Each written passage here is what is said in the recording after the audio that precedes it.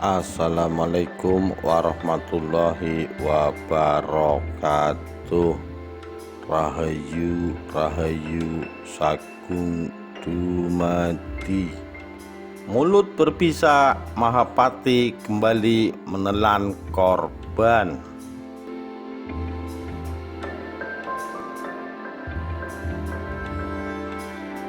Dikutip dari tirto.id.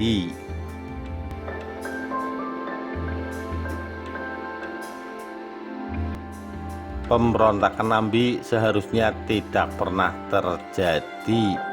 Sejarah mencatat, Rakyan Patih alias Perdana Menteri atau Mahapati pertama Kerajaan Majapahit ini mati karena fitnah keji. Nambi dituduh merencanakan pemberontakan sehingga harus dihabisi. Nambi adalah orang kepercayaan Raden Wijaya, sang raja pertama Majapahit, bersama sosok-sosok sentral lainnya termasuk Arya Wiraraja, Rongolawe, Kepuanabrang, dan Lembusora. Nambi setia mengiringi perjuangan Raden Wijaya merintis kerajaan Mojopahit yang dideklarasikan pada tahun 1293 Masehi.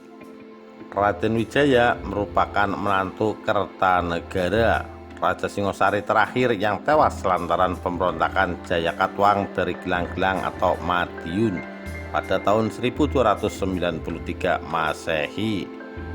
Dibantu Nambi dan kawan-kawan, Raden Wijaya membalaskan dendam sang mertua.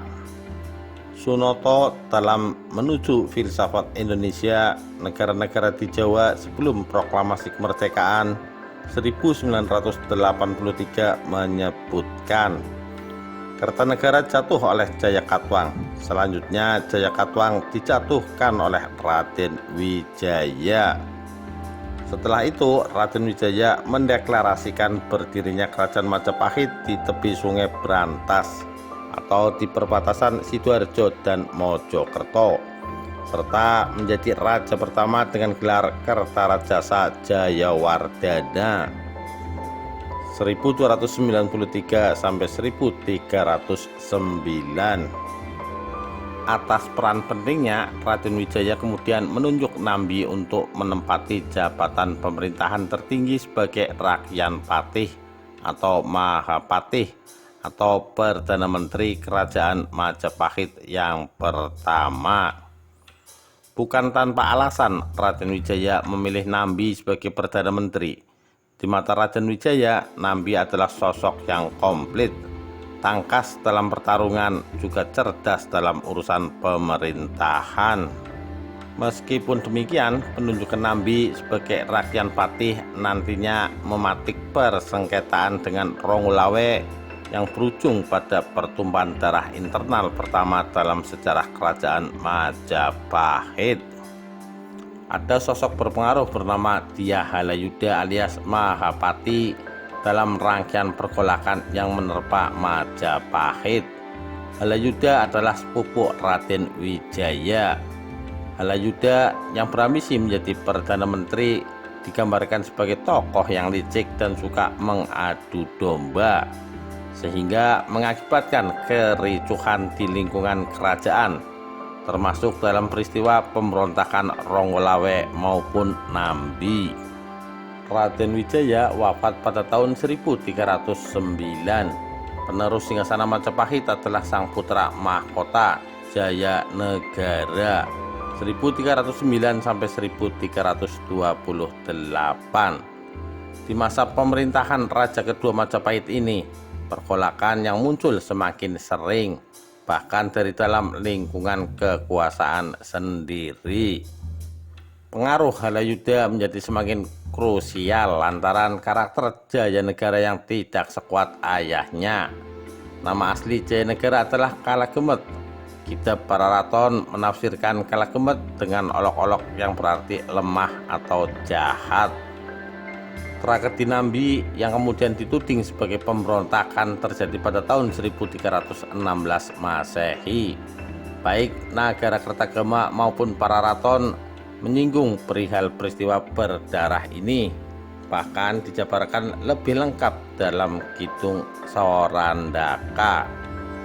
Rahadi Budi Setyo dalam Banjir Darah di Mojopahit 1966 menyebut bahwa peristiwa yang menimpa Nambi dan para pengikutnya di Lumajang termasuk gerakan pergolakan terbesar dalam sejarah Kerajaan Mojopahit.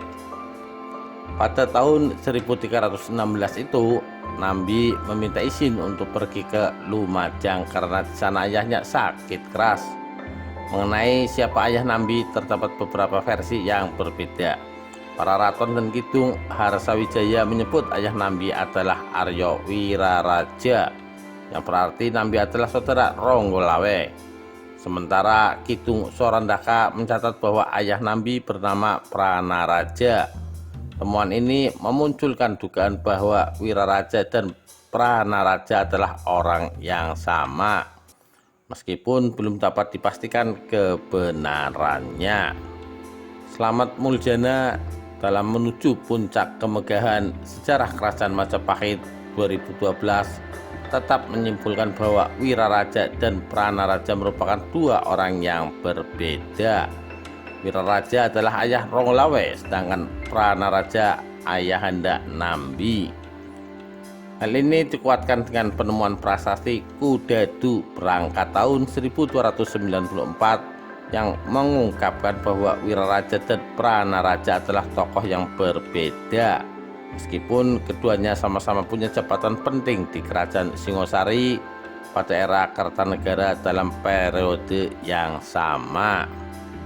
Cerita Nambi yang meminta izin ke Lumajang juga terkait dengan teori bahwa ayah Nambi adalah Pranaraja, bukan Arya Wiraraja. Dikisahkan Pranaraja yang berasal dari Daha atau Kediri bermaksud ke Lumajang untuk menemui kawan lamanya, yakni Arya Wiraraja ayah Ronggolawe. Tiba di Lumajang, Pranaraja yang memang sudah lanjut usia jatuh sakit, dan kabar tersebut sampai ke Mojopahit. Maka ditemani oleh beberapa pejabat Majapahit dan pengikutnya, Nambi bergegas ke Lumajang untuk mengetahui kondisi ayahnya. Nambi terlambat. Ayahnya ternyata sudah meninggal dunia saat ia sampai di Lumajang. Kabar duka ini pun segera sampai ke Majapahit. Halayudha atas nama kerajaan datang melayat ke Lumajang untuk menyampaikan ucapan bela sungkawa dari Raja Jayanegara. Halayudha menyarankan kepada Nambi untuk memperpanjang masa izinnya agar bisa mengurus kematian sang ayah sembari menenangkan diri sebelum bekerja kembali. Nambi setuju dan berterima kasih sudah diberi kelonggaran. Balik ke Majapahit, Halayudha mengatakan hal yang berbeda kepada Jayanegara. Nambi disebut menolak kembali ke ibu kota dan dugaan rencana pemberontakan pun dibisikkan oleh Halayudha. Prabu Jayanegara terhasut dan murka. Di catatan para raton, Jayanegara memerintahkan Halayudha memimpin pasukan ke Lumajang untuk menumpas Nambi. Sementara menurut Nagara Kertagama, komandan tertinggi operasi militer tersebut adalah Jayanegara sendiri. Di Lumajang, Nambi sama sekali tidak menyadari apa yang bakal terjadi. Ketika mendapatkan kabar bahwa pasukan Mojopahit bakal datang menyerang, Nambi jelas terkejut. Nambi sempat mendirikan benteng pertahanan di dua titik, yakni di Gending dan Pejarakan. Namun pasukan Mojopahit yang cukup besar mampu menghancurkan kedua benteng tersebut. Nambi dan para pengikutnya bertahan habis-habisan, namun akhirnya tidak sanggup lagi menahan terjangan pasukan Mojopahit. Menurut para raton, Nambi gugur di dalam benteng akibat dikeroyok oleh para panglima perang Majapahit. Begitu pula dengan seluruh pengikut dan keluarganya. Lantas, siapa pengganti posisi Nambi di Majapahit? Dikutip dari Konflik Berdarah di Tanah Jawa, kisah para pemberontakan 2008 yang ditulis Raka Revolta, Lempengan Tembaga Sidateka bertarikh tahun Saka 1245 atau 1323, menyatakan bahwa yang menjadi Mahapatih adalah Dyah Halayudha. Runtuhnya Lumajang dikisahkan oleh para raton dengan menyebut tahun Saka Nagana Hud Wulan, sedangkan negara Kertagama mengatakan tahun Mukti Guna Paksarupa. Dua versi ini menunjukkan tahun yang sama, yakni 1238 Saka atau 1316 Masehi. Tragedi yang menimpa Nambi sekaligus kejatuhan Lumajang ini nantinya memantik pergolakan di sejumlah kota-kota pelabuhan milik Majapahit, termasuk Pasadeng atau Sadeng dan Patukangan atau Keta yang merupakan wilayah Lumajang Tigang Juru yang dulu dirintis oleh Arya Wiraraja. Kematian Nambi nantinya terbalas melalui pemberontakan Sadeng dan Keta yang sempat membuat Mojopahit goyah meskipun tetap tampil sebagai pemenang. Demikian sepenggal kisah mulut berbisa Mahapati. Sekian, terima kasih. Wassalamualaikum warahmatullahi wabarakatuh. Rahayu Rahayu Sagung Dumadi.